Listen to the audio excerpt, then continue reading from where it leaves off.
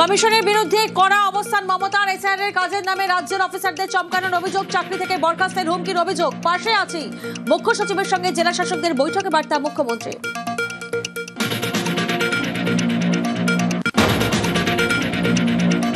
SIR ইস্যুতে কমিশনের বিরুদ্ধে আরো সুর চড়াচ্ছে বিজেপি। এবার সরাসরি সিইও দফতরের শুভেন্দু অধিকারী মুখ্য নির্বাচনী আধিকারিকের সামনে দাঁড়িয়ে পরপর অভিযোগ। ডেটা এন্ট্রিতে সিবিআই দাবি, বিরোধী দলনেতার পাল্টা কটাক্ষ জয়প্রকাশের।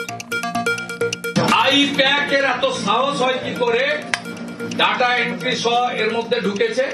ইন্ডিপেন্ডেন্ট এজেন্সি দিয়ে তদন্ত চাই, সিবিআই কে আনুন। এই ভাবের ঘরে চুরি করে লাভ নেই। শুভেন্দু অধিকারী কমপ্লেনও করবেন, আবার বলবেন এসআইআর থাক, 1.5 কোটি নাম বাদও যাবে। এরকম করে হয় না।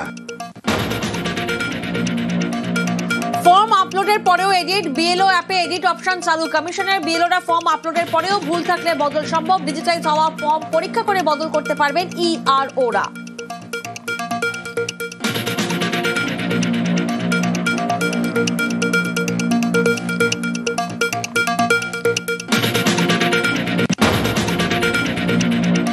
এসআইআরের নামে বাংলায় ব্যাপক হারে ভোটারের নাম বাদের অভিযোগ। সুপ্রিম কোর্টে জনস্বার্থ মামলা, দোলা সেনের রাজনৈতিক স্বার্থে অতিরঞ্জিত তথ্য।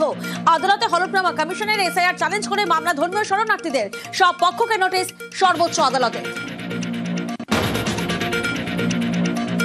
টোটো চোর পুলিশের গাড়ির চালক। অভিযোগ জানাতে গেলে থানায় মারধরের অভিযোগ।